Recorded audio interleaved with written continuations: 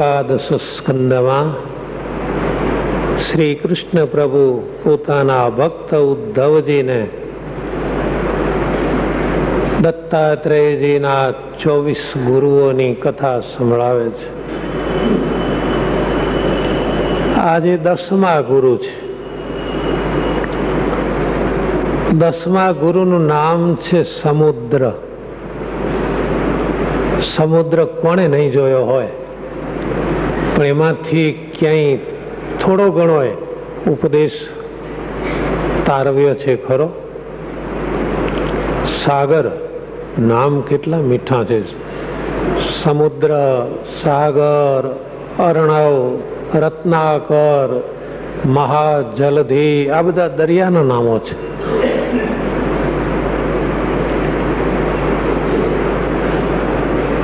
દત્ત ભગવાને સમુદ્ર પાસેથી શું પ્રેરણા લીધી કે જે એને ગુરુ માને છે?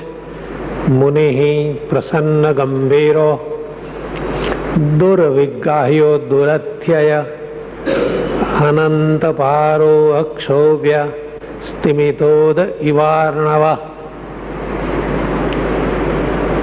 સમૃદ્ધ કામો હીનો વા નારાયણ પરો મુનિ નોપસર્પેત ન શુષ્યેત સરિદ્વીરેવ સાગર. ઓહો, એટલો સુંદર ઉપદેશ છે આમાંથી સમુદ્ર પાસેથી મેળવવાનો.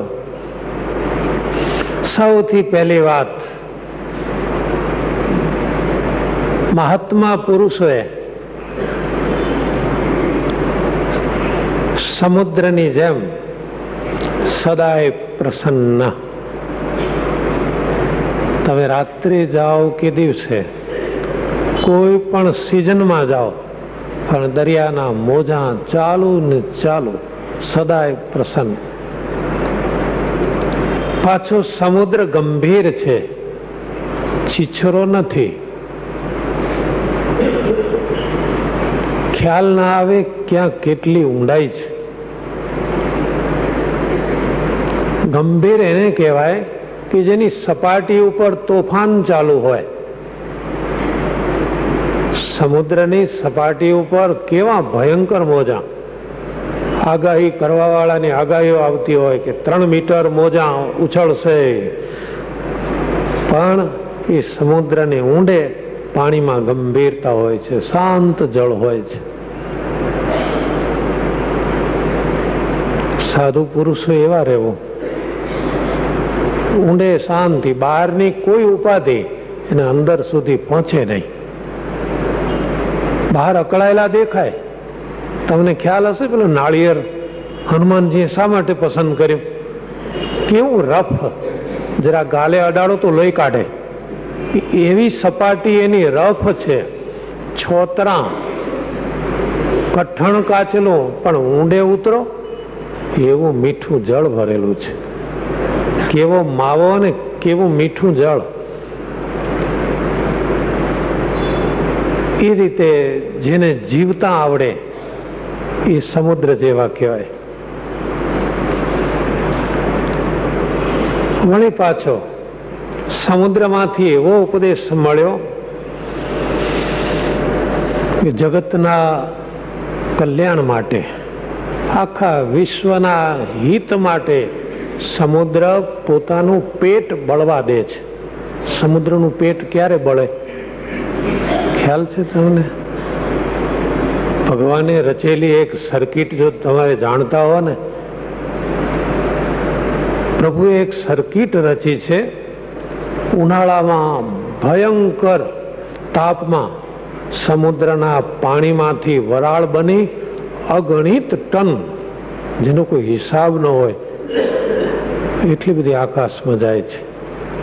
એટલે સમુદ્રનું પેટ શોષાય છે, એ પેટ બળવા દે છે. કારણ સમુદ્ર જાણે છે કે એમાં જ જગતનું કલ્યાણ છે. એ ઊંચે ચડેલી વરાળ જ એ વરસાદ રૂપે પાછી મળે છે. ખૂબી તો જુઓ, કહેવાય છે સમુદ્ર ખારો, પણ એમાંથી ને એમાંથી પેદા થયેલો વરસાદ કેવો અમૃત જેવો હોય છે. આ સમુદ્રના ઉપદેશો છે બધા, એમાંથી લેવાની પ્રેરણાઓ છે. જગતના કલ્યાણ માટે એનો ઉદર શોષાય, પણ એ ક્યારે પણ સુકાતો નથી. ભલે લઈ જા ભાઈ, જેટલું લેવાય એટલું ઉપાડ, તું તારે વરાળ રૂપે જેટલો ઉપડે એટલો, પણ લગી રે શોષાતો નથી, સુકાતો નથી. બે ઉનાળો છે ને એટલે દરિયો જતો રહ્યો પાછો 2 કિલોમીટર, એવું બનતું જ નથી. તલાવડા, નદીઓ બધી ઉનાળાની ગરમીથી સુકાઈ જાય, કંઈ ન હોય, ખાલી ખમ થઈ જાય, પણ સાગર ક્યારેય સુકાતો નથી. એટલું જ નહીં, કેટલી નદીઓ ઠલવાય છે ચોમાસામાં આવીને. મોટી મોટી નદીઓ, તમે કદાચ નાની નદીઓ બહુ જોઈ હશે, પણ મોટી મહાનદીઓ, સરયુ નદી, બ્રહ્મપુત્રા, કેવી કેવી નદીઓ સમુદ્રમાં ઠલવાયા જ કરે, ઠલવાયા જ કરે છે. તો એ ઉભરાઈ કેમ નથી જતો?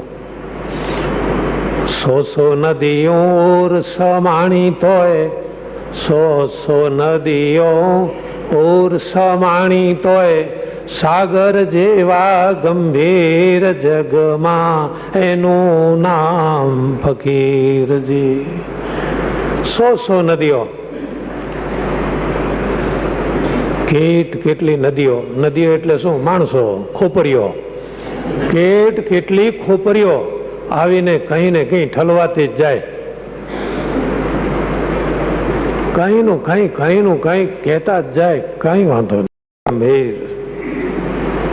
માણસની ખોપરીઓમાં ઓહો કેટલી પેદાશ હોય, કઈ ખબર ના પડે. ઝાડ ઉપર કેટલા સફરજન છે એ ગણી શકાય. વૃક્ષ ઉપર કેટલા સફરજન છે એ ગણી શકો, પણ એક સફરજનમાં કેટલા વૃક્ષો છે એ ગણવા મુશ્કેલ છે, એ ગણી શકાતા નથી. સભામાં બેઠેલી ખોપરીઓ ગણી શકાય. ખોપરી, માફ કરજો, એ તો સારો શબ્દ છે, કંઈ ખરાબ નથી. સભામાં બેઠેલી ખોપરીઓ ગણી શકાય, પણ એ ખોપરીમાં કેટલા વિચારો ભર્યા છે એ ગણી શકાતા નથી. અને ઘણીવાર ઘરનો દાજ્યો શું બાળે? એ કહેવત છે ગુજરાતી, ભાઈ, ઘરનો દાજ્યો ગામ બાળે. પણ એવો ઘરનો દાજ્યો ઘણીવાર અહીંયા આવે ને ખીજાતો આવે, ત્યારે સાદો વિચાર કરે કે ના ના, એ બિચારો ઘરનો દાજેલો હશે, કાંઈ બોલવું નહીં, આપણે એને ટાઢો જ પાડવો. અનેક વૃત્તિઓ સામે આવે, છતાં સાગર જેવા ગંભીર. હશે ભાઈ, કાંઈ વાંધો નહીં, તમે કહો છો ને બરાબર છે, સારું છે, તમારી વાત બહુ સારી છે, એમ એને ટાઢા પાડવાના. એટલે મુનિ સદાય આવી રીતે પ્રસન્ન રહે, ગમે એવી પરિસ્થિતિમાં. પણ એટલું જ નહીં, સમૃદ્ધ કામો હીનોવા. ક્યારેક પોતાના ધાર્યા પ્રમાણે કામ થાય. ઘણીવાર માણસની એવી પ્રકૃતિ હોય છે, સાનુકૂળતા મળે ને તો પાણીમાં ચણો જેમ ફૂલે એમ ફૂલે. સાનુકૂળતાઓ મળે એટલે હા જલસા પડી ગયા, એમ વાહ વાહ વાહ, બહુ સારું. અને જો સાનુકૂળતા ન મળે તો એકદમ સુકાય, એવો સુકાવા માંડે. સાધુ પુરુષોએ સાનુકૂળતા અને પ્રતિકૂળતા બે પચાવવાની. સાનુકૂળતા પચાવવી પડે છે. કોઈ વાહવા કરે, કોઈ સન્માન કરે, કોઈ પ્રશંસા કરે, પચાવી જવાની, એમાં કંઈ નહીં. અને કદાચ કોઈ નિંદા કરે, વાંખો બોલે, કંઈ વાંધો નહીં, એ પણ પચાવી જ જાઓ. નૌપ સરપેત ન સુષ્યેત. આવી પરિસ્થિતિમાં ન ફૂલાવું કે ન સુકાવું. પોતાના હાથે સારા કાર્યો થાય, કદાચ મનુષ્ય ન કરી શકે એવા કાર્યો થાય, છતાં એનો ગર્વ સાધુ પુરુષને હોતો નથી. સમુદ્રની જેમ સમુદ્ર ક્યારે પણ ગર્વ ધારણ કરતો નથી. સુંદરિયાણા ગામ છે બોટાદ પાસે.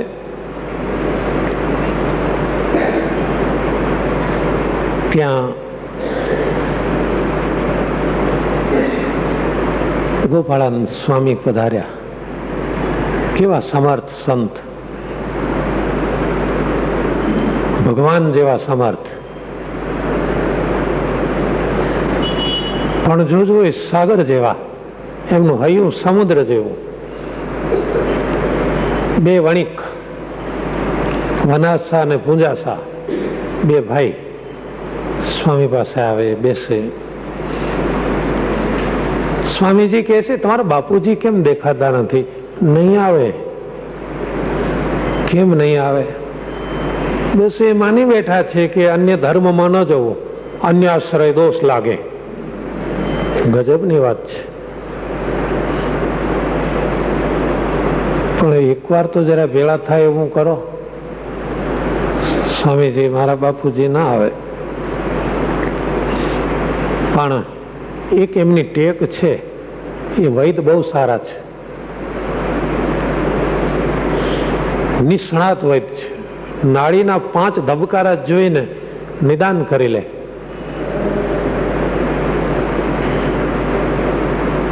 તો આપણે મંદિરમાં માંદા પડે તો જોવા આવે, જરૂર આવે. એ વૈદ છે, એનો વૈદ્ય ધર્મ બજાવવા ચોક્કસ આવે. તો ચાલો આપણે માંદા થઈ જઈએ.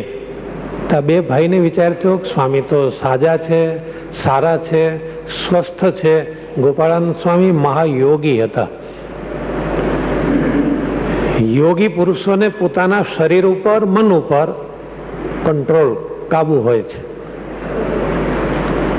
સ્વામી કહે છે, એમાં શું, આપણે માંદા પડીએ, લાવો ને સાધુ, ચાલ પથારી કર.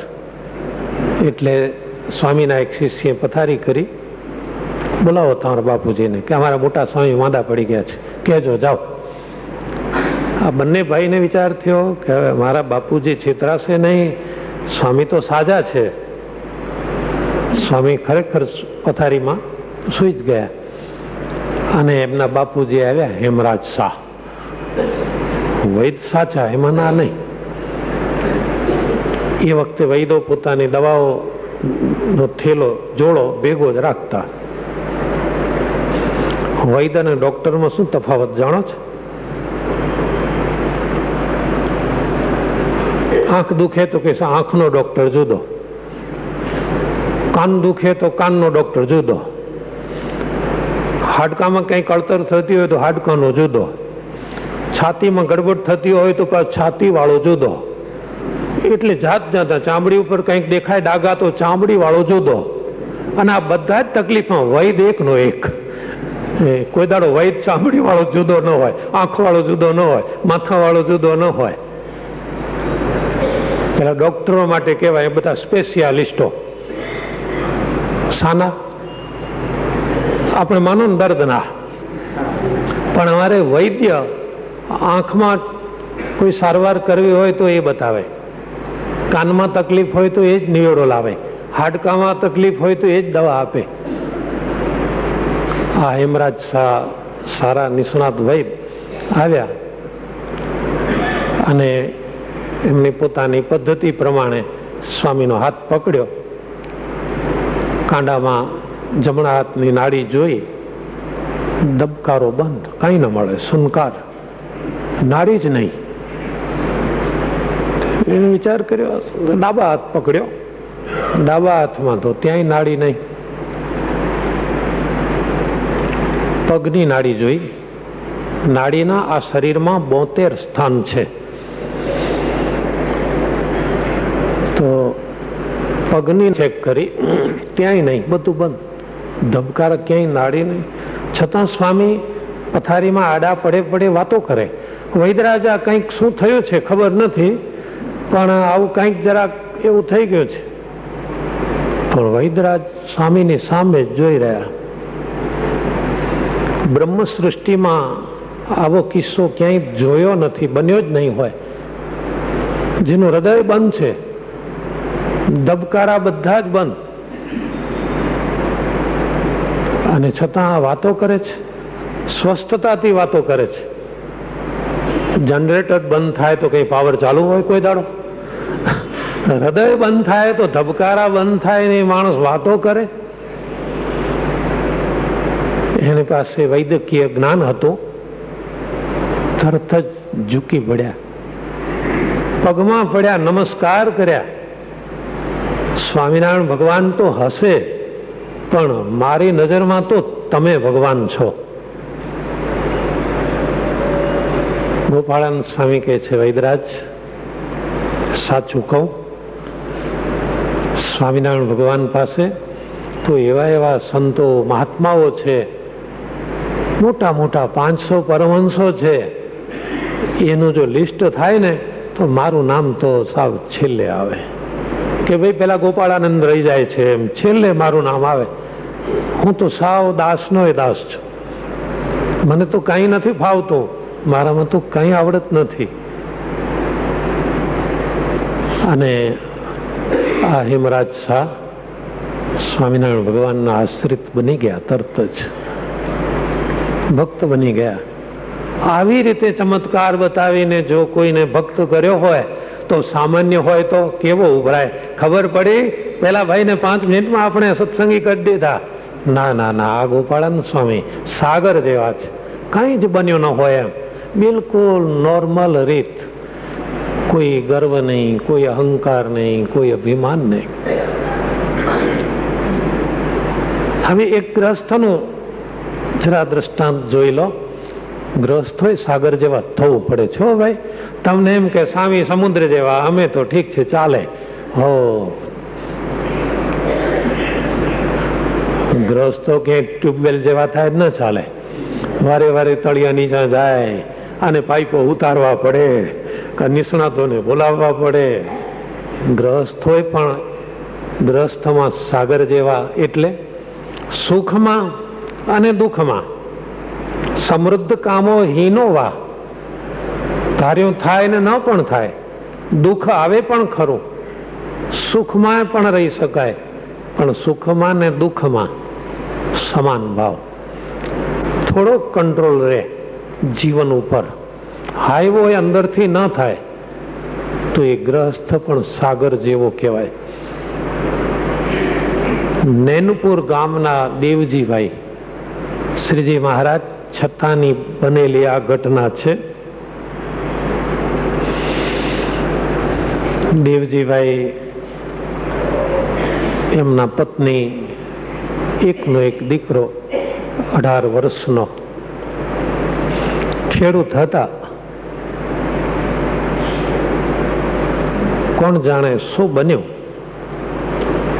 18 વર્ષનો યુવાન દીકરો કંઈક થોડી જ માંદગીમાં જતો રહ્યો, દેહ ત્યાગ થઈ ગયો. અગ્નિ સંસ્કાર આદિક વિધિ પતાવી અને દેવજીભાઈ અને એના પત્ની બે બેઠા. હવે શું કરીશું? આ વાતની જાણ થશે, સગા આવશે, સંબંધીઓ આવશે, બીજા આવશે, રડારોળ કરશે અને આપણને ભગવાન ભૂલાવશે. જે કંઈ થયું છે તો આપણા ઈષ્ટદેવની ઈચ્છાથી થયું છે. આપણો દીકરો આપણી જોડે 18 વર્ષ રહેવાનો હશે, એ જવાનો હશે એટલે ગયો. સ્વામિનારાયણ ભગવાન એને લઈ ગયા. એમના પત્ની કહે છે, સાચી વાત છે, આપણો દીકરો કેવો ભાગશાળી. અક્ષરધામમાં જવા માટે આપણે ભજન કરીએ છીએ, ભક્તિ કરીએ છીએ, એ પણ ભજન ભક્તિ કરતો હતો, એ આપણા કરતા વહેલો પહોંચી ગયો ભગવાન પાસે.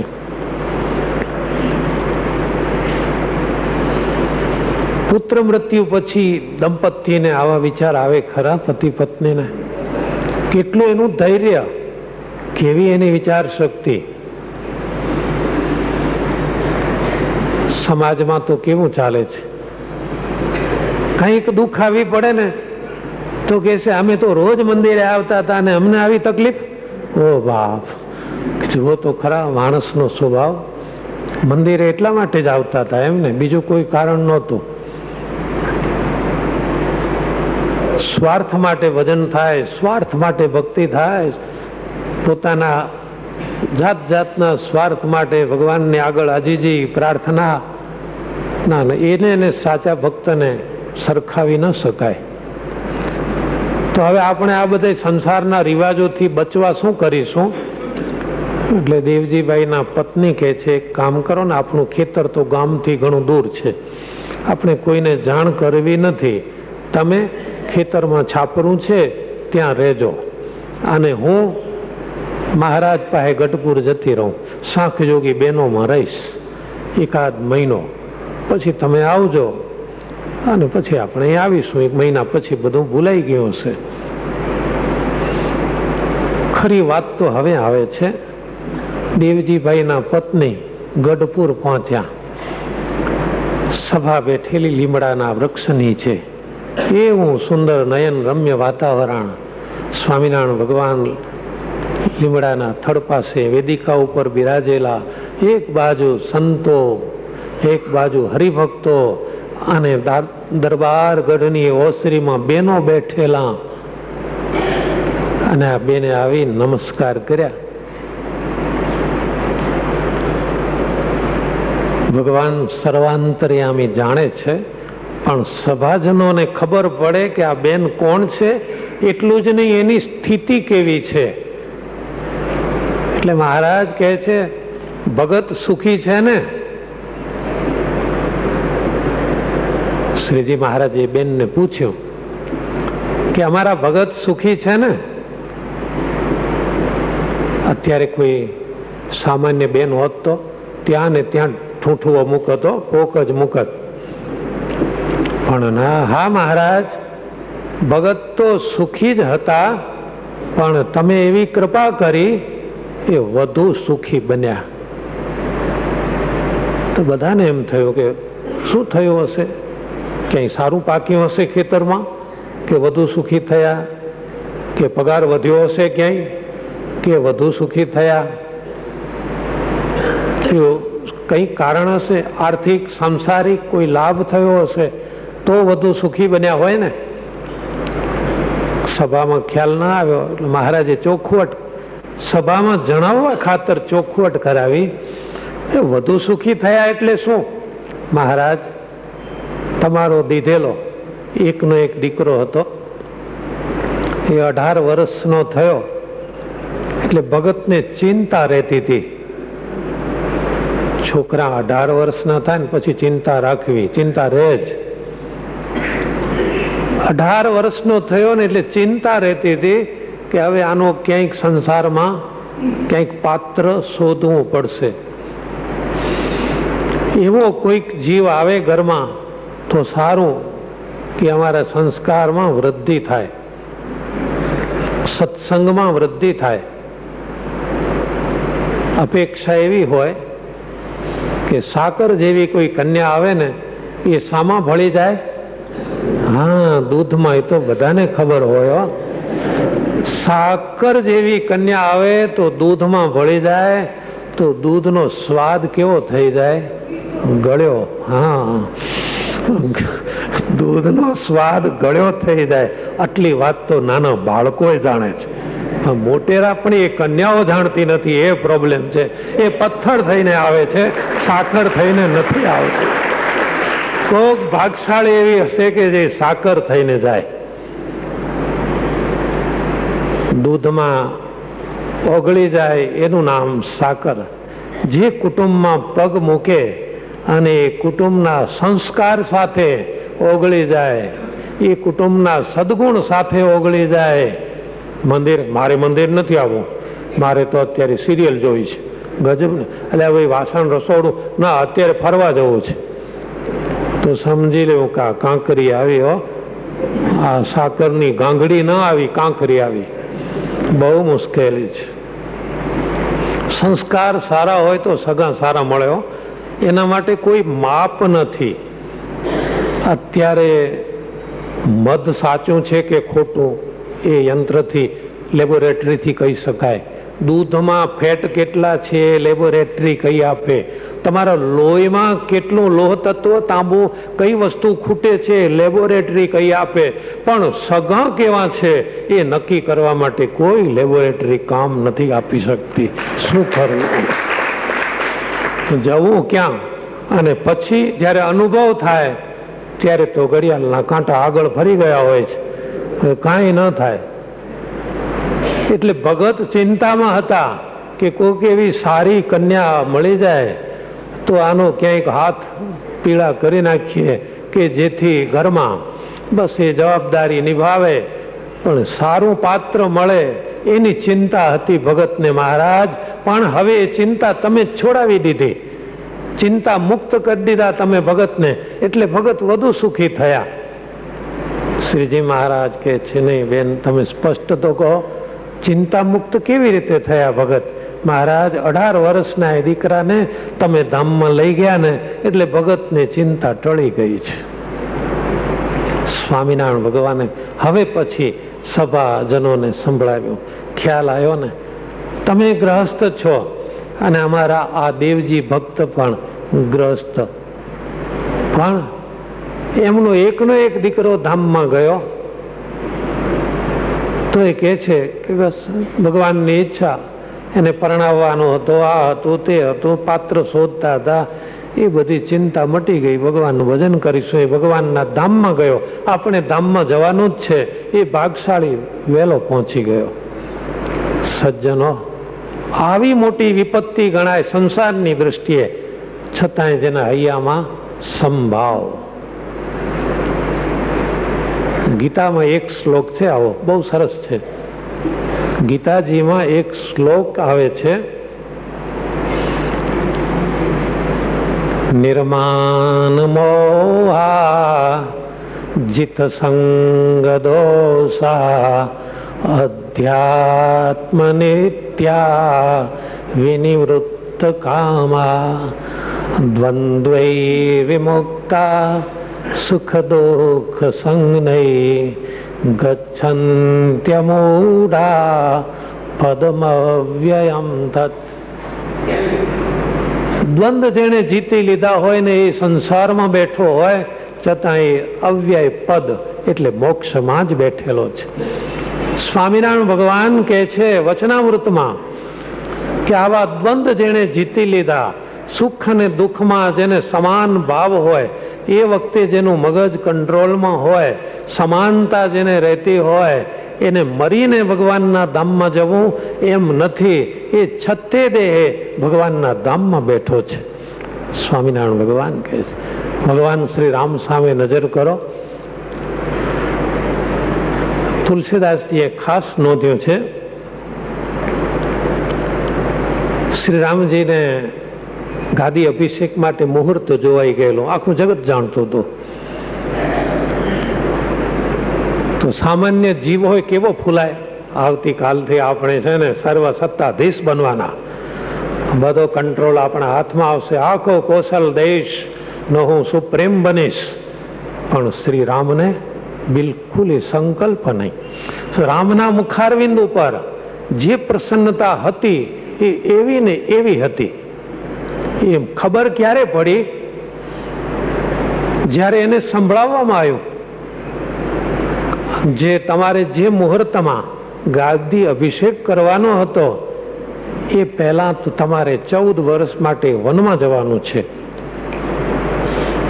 તો શ્રી રામના મુખારવિંદ ઉપર પ્રસન્નતા બદલાઈ જ નહીં, એવી ને એવી. નહીં તો હાય હોય થવા માંડે, અરર ક્યાં મને રાજ્ય અભિષેક થવાનો હતો, હું સર્વ સત્તાધીશ બનવાનો હતો, અને હવે વનમાં. તુલસીદાસજી એવા સુંદર શબ્દોમાં વર્ણન કર્યું છે, પ્રસન્નતામ યાન ગતા વિષેકત તથા ન મમલે વનવાસ દુઃખત મુખાંબુજશ્રી રઘુનંદનસ્ય મે સદાસ્તુ સા મંગલ મંજુલ પ્રદા. રાજ્ય અભિષેકની વાતથી જે ખુશખુશાલ ન થાય અને વનવાસ જવાના સમાચાર મળે તો જેનું મોઢું જરાય કરમાય નહીં, ઉદાસ ન થાય. આવા રઘુનાથ, એના મુખની પ્રસન્નતા મારા હૈયામાં કાયમ રહો. આ તુલસીદાસજીની પ્રાર્થના છે. સજ્જનો, સમુદ્ર પાસેથી આ શીખવાની કથાઓ છે. વળી સાધુ પુરુષોએ અનંતા પારો અક્ષૌભ્ય માણસ પોતાના સર્ટિફિકેટો લટકાડે ઘરમાં. હું આ છું, હું છું, તે છું. સાધુ પુરુષો પાસે કેટલું જ્ઞાન છે, કેટલી વિદ્યા છે, કેટલો અનુભવ છે, એને કોઈ જાણી ન શકે. સ્વામીજી કેટલું ભણ્યા? આ ઠીક છે, વાંચતા આવડે છે ગુજરાતી, બાકી કોઈ ખાસ નહીં. ઘણા માણસો પોતાના શું કહેવાય બાયોડેટા, મારી પાસે આટલી આટલી યોગ્યતાઓ છે, મારી પાસે આટલો એટલો આ છે, નહીં. સાધુ પુરુષોએ અનંત રહેવું. કોઈ પાર ન પામી શકે કે આ સ્વામીજી કેટલું જાણે છે, એની પાસે કેટલું જ્ઞાન છે, એ કેટલી એમની પાસે યોગ્યતાઓ છે, એ ખ્યાલ જ ના આવે. કારણ કે સમુદ્ર પાસે કોઈને ખ્યાલ આવે કેટલી ઊંડાઈ છે. સમુદ્રનું એક નામ છે રત્નાકર. સમુદ્રમાં એવા એવા રત્નો મોતી ફાંકે છે. સમુદ્રમાં તમામ સમૃદ્ધિઓ છે. શ્રીમદ ભાગવતમાં તમે કથા સાંભળી ગયા છો, શ્રાવણની શરૂઆતમાં સમુદ્ર મંથનની, એમાંથી બધું જ નીકળ્યું. 14 રત્નો એમાંથી નીકળ્યા. સાક્ષાત લક્ષ્મીજી પણ એમાંથી નીકળ્યા. સાગર ખેડે એમાંથી પણ આટલો અગાધ સાગર, આવો સમુદ્ર જેના ઉદરમાં રત્નો સમાયા છે, એનું નામ રત્નાકર છે. પણ સમુદ્રની એક ખાસિયત, એ ક્યારે મળદું સંઘરતો નથી. નાનું માછલું હોય કે મોટી વેલ માછલી હોય, વેલ માછલીને આપણા પુરાણોમાં શું કહ્યું છે ખબર છે? તિમિંગિલગિલ, જેને મોટી વેલ કહેવાય છે, જબરજસ્ત 60-70 ફૂટ લાંબી, એક ખટારો ખેંચી ન શકે એવડી માછલી હોય છે. પણ એનું જો મોત થઈ જાય તો સમુદ્ર એને કાંઠે ધકેલી દે છે. મળદું સંગ્રહે નહીં. નાના જીવડા પણ એમાં રહી શકે છે, મોટા માછલા પણ એમાં રહી શકે. પણ જેનો શ્વાસ ગયો, જે મળદું બન્યું, એ પછી આપોઆપ બહાર ફેંકાઈ જાય એના મોજાથી. સાધુ પુરુષોએ આવા અગાધ રહેવાનું. જ્યારે એમ લાગે કે હવે આમાં કંઈ નથી, ત્યારે આપોઆપ ફેંકાઈ જાય. બાકી બધાને સંગરવા, નાનો હોય તો શું આવો, મોટો હોય તો આવો, બધા આવે. પણ જેનામાં શ્રદ્ધા ગઈ, પ્રેમ ગયો, એ આપ મળદા જેવો બની ગયો અને આપોઆપ ફેંકાઈ જાય છે. વળી સમુદ્રમાંથી તો જુઓ ને કેટલો બધો ઉપદેશ છે.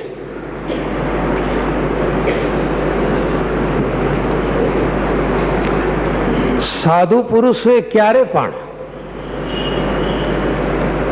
કોઈની પાસેથી અપેક્ષા ન રાખવી. સમુદ્ર કોઈની પાસે અપેક્ષા નથી રાખતો. જમીન અપેક્ષા રાખે કે વરસાદ પડે તો સારો, તો ખેતરમાં કંઈક થાય. પણ સમુદ્ર એમ નથી ઈચ્છતો કે વરસાદ પડે. સમુદ્ર જાણે છે કે વરસાદનો બાપ જ છું, મારામાંથી જ વરસાદનો જન્મ થાય છે. કોઈ આવે મને કંઈ આપે ના, બિલકુલ નહીં. એ પોતાની મસ્તીમાં ઘૂઘવાટા કરે છે. એના એક એક મોજામાં સંગીત ફેલાયા કરે નિર્ભયતાથી. એવું સાધુ પુરુષોએ ક્યારે પણ કોઈ મને આપે તો સારું, આ બેઠો છે, આ મોટો છે, આ સમૃદ્ધિ વાળો છે, કંઈક મૂકીને જાય તો સારું, એવી અપેક્ષાથી પર બની જવું. અને સદાય પોતાની મસ્તીમાં. સાધુ પુરુષોની એક મસ્તી હોય છે, કઈ ખબર છે? ભજનની, ભક્તિની. રામ અમલ રંગ રાતે, ઉદાજી મુક્તાનંદ સ્વામીના શબ્દો છે. અમલ એટલે ખ્યાલ છે ને? અમલ એટલે નશો. તો સાધુ પુરુષોને પણ એક નશો હોય છે. કયો નશો? ભગવાનની ભક્તિનો, ભજનનો, સત્સંગનો. તેમ છતાં સ્વામિનારાયણ ભગવાન એક બ્રેક ફિટ કરે છે વચનામૃતમાં. સાધુ પુરુષો જો મસ્તીમાં રહેશે તો કોઈ આવે, ભાઈ પેલા સાહેબ આયા, અરે સાહેબ આવ્યો તો એને મારે લેવા કે દેવા. ના, એમ નહીં. શ્રીજી મહારાજ વચનામૃતમાં એક બ્રેક ફિટ કરે છે આ મસ્તી ઉપર. મહારાજ કે છે સંસાર વ્યવહારે કોઈ મોટો કહેવાતો હોય તો એનું સન્માન કરવું. આવો સાહેબ, આવો આવો, પ્રધાન સાહેબ આવો, આવો આવો આવો, અને એને બેસાડવા, એને હાર પહેરાવવો. બહુ આનંદ થયો સાહેબ તમે આવ્યા. તો મનમાં જાણે કે તારા કરતા અમારા સત્સંગીના છોકરા સારા. પણ છતાં પેલું વ્યવહાર છે ને એ 10મો નિધિ છે. અને આ વાત રજૂ કરતા શ્રીજી મહારાજે દ્રષ્ટાંત આપ્યો પરીક્ષિત રાજાનો. રાજા હતો, થોડોક વ્યવહાર ન સચવાયો, એને પાણીનો લોટો ન અપાયો. પરિણામ શું આવ્યું? આવો પવિત્ર હતો રાજા, ભલે બેમાંથી એકને તો વાગે જ, એ રાજાને વાગ્યો. 7 દિવસમાં એનું મૃત્યુ થઈ ગયું. માટે લોક વ્યવહારે, સંસાર વ્યવહારે મોટો કહેવાતો હોય તો પોતાની મસ્તીમાં રહેનાર મહાત્મા હોય નિસ્વાર્થ ભાવથી પણ એનું સન્માન કરી લેવું. સમુદ્ર પાસેથી આવા બધા સુંદર ઉપદેશો દત્તાત્રેય ભગવાને લીધા. એટલે દત્ત ભગવાનના ગુરુમાં સમુદ્રને સ્થાન મળ્યું. સહજાનંદ સ્વામી